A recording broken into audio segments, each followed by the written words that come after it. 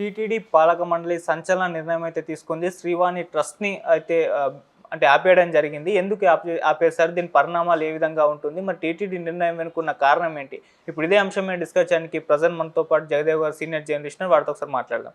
Sir నమస్కారం sir. నమస్తే అండి. సార్ టీటీడీ నిర్ణయం తీసుకోవడం మనం చూస్తూ ఉన్నాం. శ్రీవాణి ట్రస్ట్‌ని అయితే ఆపేసింది. సో దీనికి గల కారణాలు ఏంటి? మరి దీని పరిణామాలు ఏ విధంగా ఉంటాయి? సో దీని వెనుకున్న వ్యూహం ఏంటి? మీరేం చెప్తారు సార్? టీటీడీ పాలక మండలి గౌరవనీయులు మన బిఆర్ నాయుడు గారు ఒక మీడియా అధినేతగా బాధ్యతలు చేపట్టిన తర్వాత ఆయన రెగ్యులర్గా చాలా చూసేవాడు. ఆయనతో పాటు మనము చూసాం. సో ఆ పీఠం అధిరోహించాక మనకు కొన్ని ఉంటాయి కదా, అబ్బా లేదు మనం వచ్చాక ఒక రెవల్యూషనరీ థాట్స్ ఇంప్లిమెంట్ చేయాలి, ఒక ట్రెమెండస్ చేంజెస్ తీసుకురావాలి. ఏదైతే ప్రపంచ ఆధ్యాత్మిక క్షేత్రం అత్యధిక జనాదరణ కలిగిన క్షేత్రం, లేదంటే అత్యంత భగవంతుడు ధనవంతుడైన దేవుడిది కూడా చెప్తూ ఉంటారు. సో తిరుమల తిరుపతి దేవస్థానం కలియుగ ప్రత్యక్ష దైవం శ్రీ వెంకటేశ్వరుడు మనందరికీ ఇష్టం కూడా. సో దాన్ని గత 5 ఏళ్లలో చాలా ఇబ్బంది పెట్టారు, భ్రష్టు పట్టించారనుకుని కొన్ని పదాలు వాడారు. మీడియా ముఖంగా కూడా కొంతమంది చర్చించారు. ఎందుకు అంటే అంత పెద్ద పదం ఎందుకు వాడాల్సి వచ్చింది అని అంటే, భ్రష్టు అనే పదం రీసెంట్గా లడ్డు వ్యవహారంలో కూడా చాలా అది నిజంగా దారుణం. పైపెచ్చు జరిగింది జరిగిపోయింది, వాడెవడో కింద స్థాయిడు కక్కుర్తి పడ్డాడు, మాకేం సంబంధం అని చెప్పకుండా వాడిని వెనకేసుకొచ్చి ప్రయత్నము ఆర్గ్యూ కూడా చేశారు.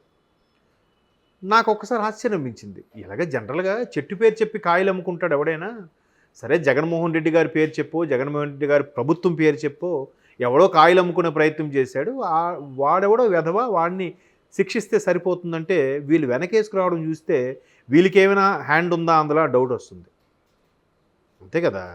సో అట్లాంటి వెకిలి చేష్టలు ఏంటి వాళ్ళకి తెలియాల్సిన అవసరం ఏముంది? అయితే నాకు ఇప్పుడు రీసెంట్గా క్లారిటీ వచ్చిందండి. అమ్మ మీద చెల్లి మీద బండబూతులు రాసిన కూడా ఏమనకుండా వెనకేసుకొచ్చారంటే ఇంకా దేవుడికి సంబంధించి మాట్లాడితే ఎవరేమంటారు? ఎవరు నాది కాదులే, నాకు సంబంధం లేదని పట్టించుకునే వాళ్ళు ఉన్నారు.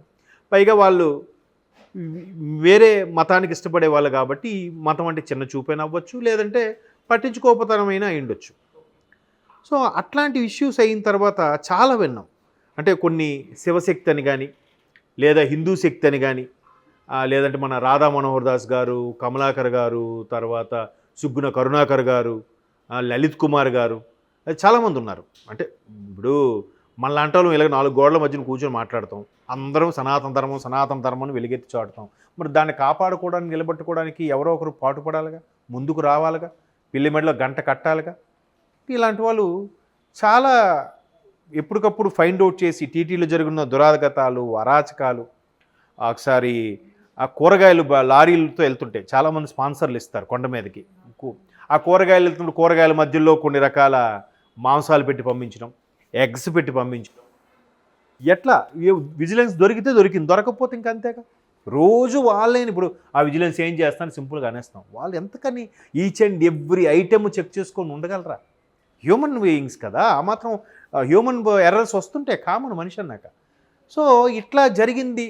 విచ్చలవిడిగా వాళ్ళు వేరే మతానికి సంబంధించినవి ఆ మతాన్ని పోలిన బిల్లలు వేసుకొని స్టైల్గా తిరగడం, వీటన్ని క్యూ లైన్లో పడిగాపులు పడుతూ ఉన్న వాళ్ళకి పాలు నీరు అందించకపోగా ఏదో ఒకటే ఇవ్వడం, లేదంటే ఉప్మాలు సాంబార్ అన్నం ఇవ్వకుండా ఏదో ఒకటే ఇవ్వడం, ఇట్లాంటి చేయడం వల్ల చాలా అంటే నేను ఒక దగ్గర విన్నది ఏంటంటే, ఇట్లాగా టీటీడీని ఈ విధంగా చేస్తే కొన్నాళ్ళకి ఎవడు రాడు కదా, దీని యొక్క ప్రాశస్త్యం తగ్గిపోతుంది కదా, దీన్ని ఎవడు ఏముందిలే ఇంకా క్రేజ్ తగ్గిపోవాలని కుట్రతో కూడా చేశారన్నట్టుగా విన్నాను. మరి వాస్తవం లేదు తెలియదు, బట్ ఎవడేం చేయలేడు. ఎందుకంటే ఆ క్షేత్ర ప్రభావము ఎవడికి చెప్పినా మాటల్లో చెప్తే అర్థమయ్యేది కాదు, అది అనుభవించినోడు తెలుస్తుంది. అది సెకండ్ చాప్టర్, అది వేరే చాప్టర్.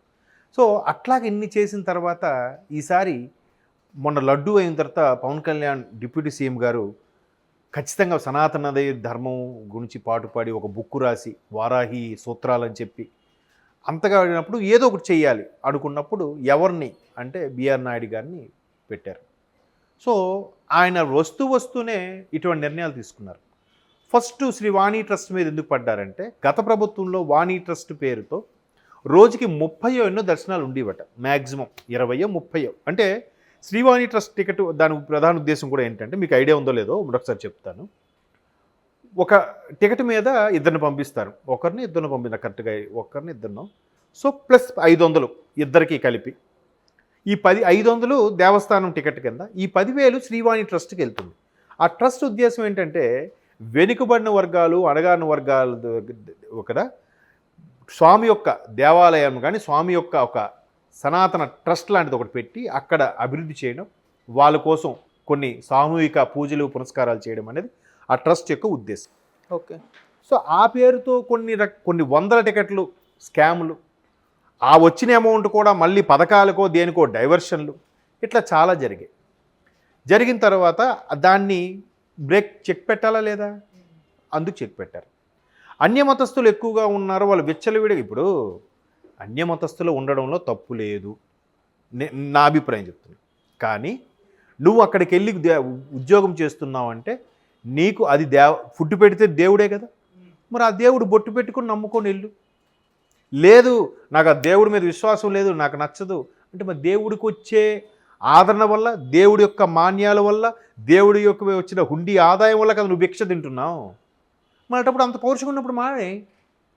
సో దాన్ని ఏదైతే కొంతమంది సొంతంగా కొన్ని ప్రైవేటు మతస్థులకు సంబంధించిన సంస్థలు నడిపించుకుంటున్నారో ధైర్యంగా విచ్చలవిడిగా, వాళ్ళందరికీ సెజరింగ్ చెక్ పెట్టడం. తరువాత ఇంకోటి కూడా తీసుకున్నారు, శారదాపీఠంకు సంబంధించి ఏదైతే కొన్ని బిల్లింగ్ అవి ఇచ్చారో అవి వెనక్కి తీసుకునే ప్రయత్నం చేశారు. శారదాపీఠం అంటే మన వైజాగ్ స్వరూపానందేంద్ర స్వామి గారు.